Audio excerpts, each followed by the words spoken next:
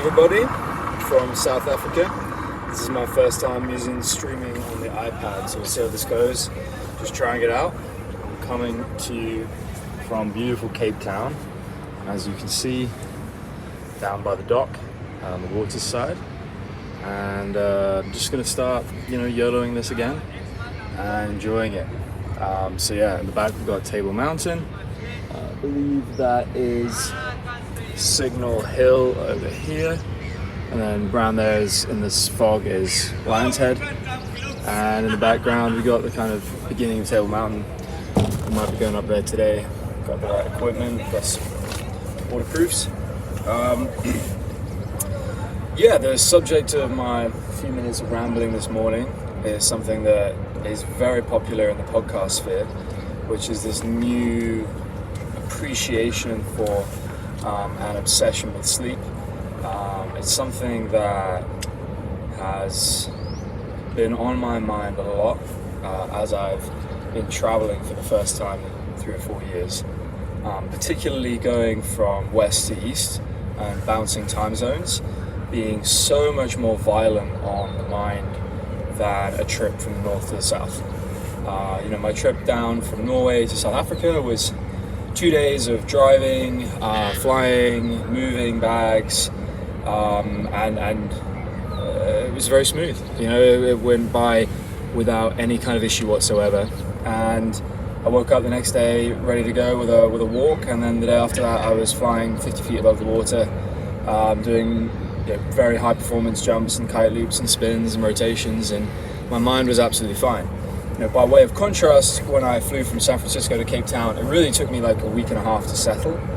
And that was with me intentionally trying to bend my circadian rhythm and shift it around. And I think about this a lot, how basically I've never been to a physical location in the world that respects the variable circadian rhythms that everybody is on because of our ability to travel. Your circadian rhythm can shift very gently if you're kind of walking across a country, because time is moving by a few minutes a day if you're making a lot of pace.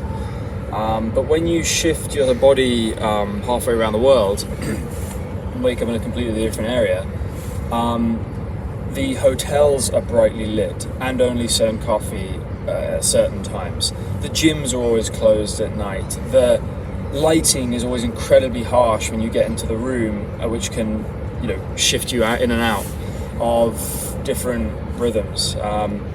And I always kind of wonder, what would a hotel look like that either was trying to move your circadian rhythm or trying to keep it in a particular place? So say you're a pilot and you're only there for 2 days, it wants to maintain your circadian rhythm at the country of origin so that you can fly home and just stay in that normal existence.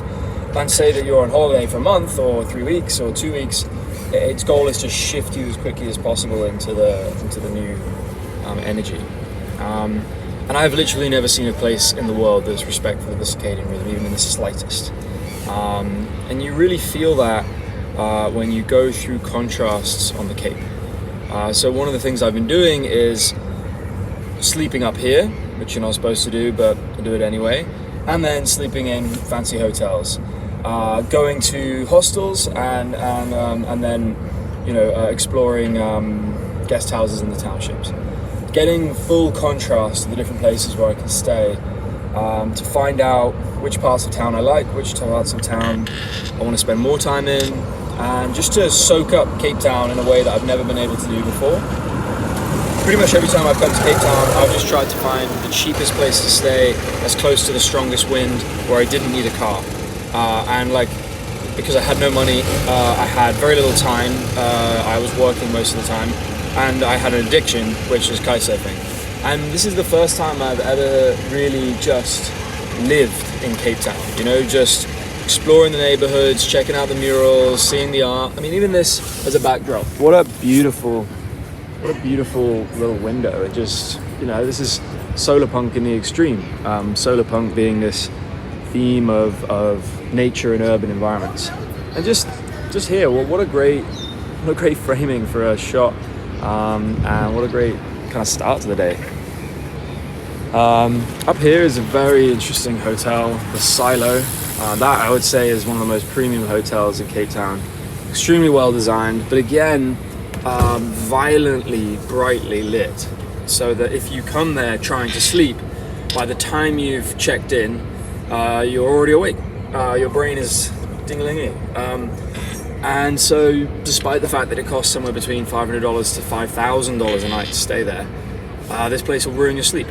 Whereas, if you go sleep here, in this little crevice, which you can do, there's a little cave around here, you'll sleep way better. And it just kind of makes me laugh that you can spend thousands of dollars to basically get no sleep. And I think about how many people are operating on poor sleep for years and weeks and days and months, and it's always affecting people. As somebody like myself who has battles with bipolar, I find that the number one thing for me to focus on is just hours of sleep per every 24. And if it ever dips below 6, it means I'm not well. And I'm kind of maniacal about it now. I do want that long 8-hour block if I can get it, but if I don't, I'll happily put myself down for nap after nap after nap until I hit 6 to 8 hours every 24. And that's taken me a long time to care about. And if I look back, all my worst decisions were made when that was not true for multiple weeks or months or days, or, particularly when I was trying to keep my company alive. It's again the old Casey effect where you can't see that my eyes are looking at the wrong part of the iPad.